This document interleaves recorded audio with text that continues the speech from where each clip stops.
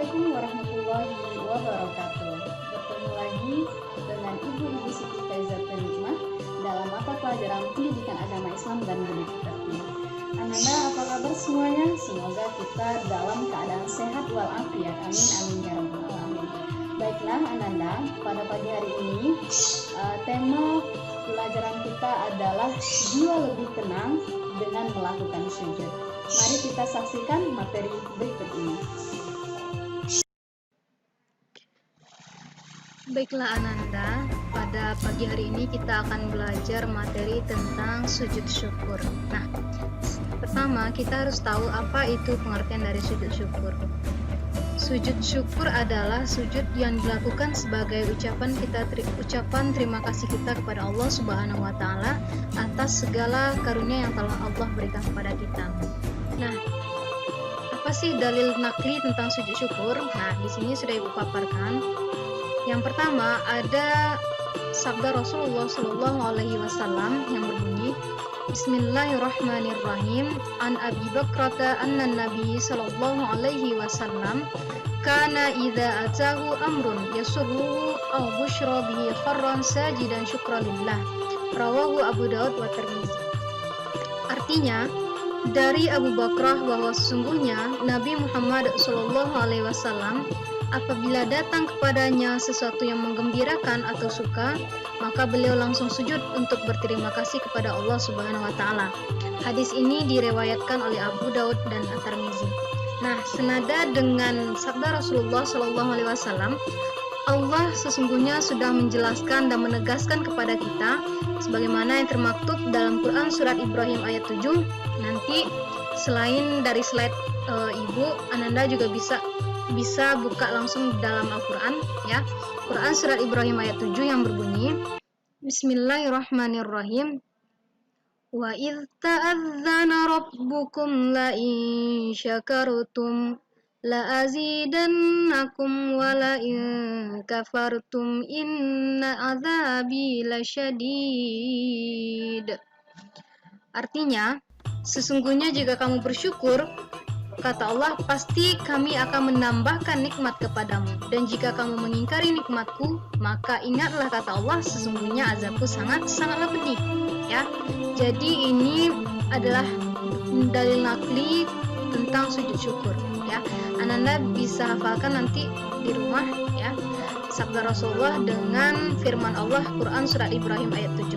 Nah, selanjutnya kita akan membahas apa-apa saja sih sebab-sebab untuk kita melakukan sujud syukur. Yang pertama, sebab-sebab melakukan sujud syukur itu adalah ketika kita mendapatkan nikmat dari Allah Subhanahu wa taala ya.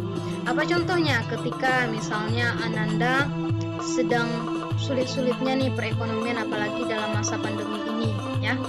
Rupanya mungkin ada di antara kita orang tua kita yang tidak di PHK dalam pekerjaan. Rupanya Allah datangkan nikmat. Dalam bentuk apa nikmatnya? Setelah di PHK rupanya ayah Ananda diterima dalam sebuah perusahaan. Nah, ini adalah bagian dari nikmat yang telah Allah berikan kepada kita. Nah, ini juga termasuk sebab-sebab kita dalam melakukan sujud syukur. Yang kedua, sebab-sebab kita melakukan sujud syukur adalah ya ketika kita mendengar kabar bahagia ya. Dan yang ketiga, sebab kita melakukan sujud syukur adalah terhindar dari segala mara bahaya ya. Jadi ketika Ananda terhindar dari mara bahaya atau Allah selamatkan Ananda dari sebuah mara bahaya, maka sudah seharusnya kita melakukan sujud syukur. Selanjutnya, bagaimana sih tata cara sujud syukur?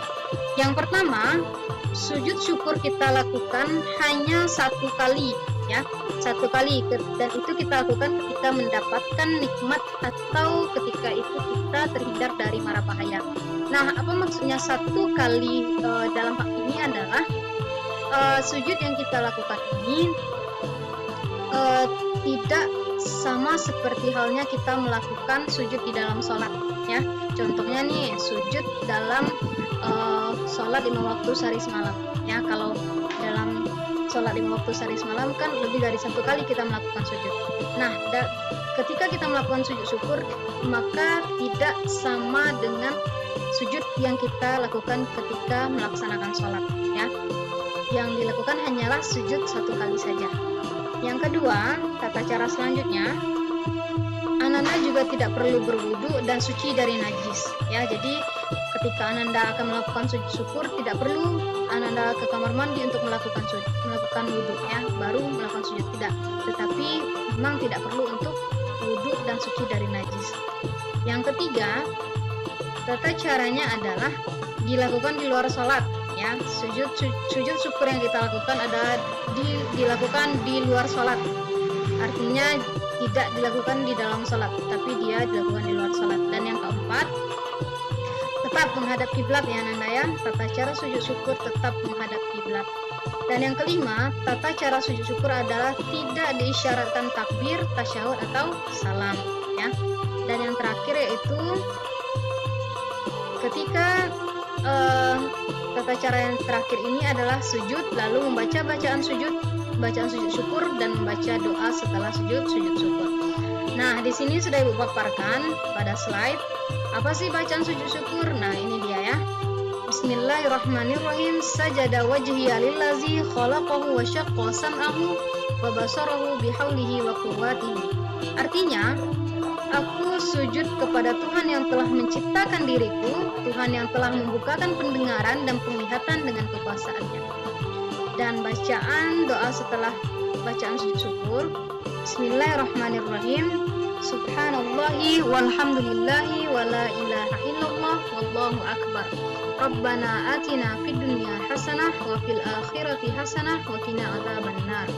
Artinya, Maha suci Allah, segala puji bagi Allah, tiada Tuhan selain Allah, dan Allah Maha benar. Ya Tuhan kami, berilah kami kebaikan di dunia dan di akhirat, dan peliharalah kami dari siksaan neraka.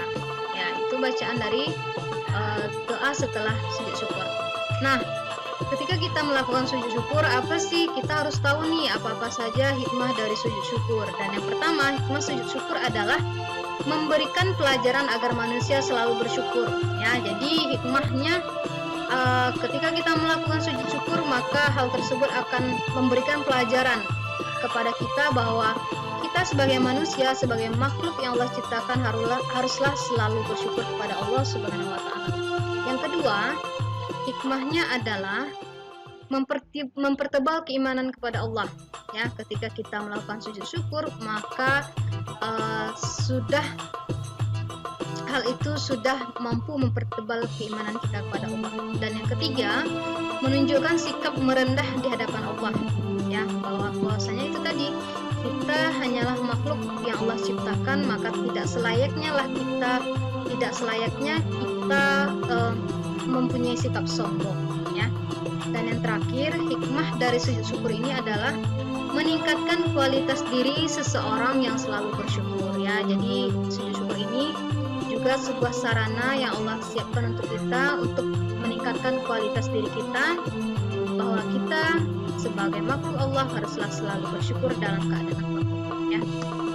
Mungkin inilah materi kita pada pagi hari ini. Semoga Ananda memahami materi kita dan dijauhkan Allah dari mara bahaya. Jadi secara spontanitas Ananda bisa melakukan sujud syukur.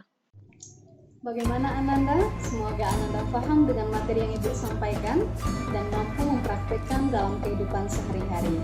Nah, jangan lupa juga untuk tetap mematuhi protokol COVID-19.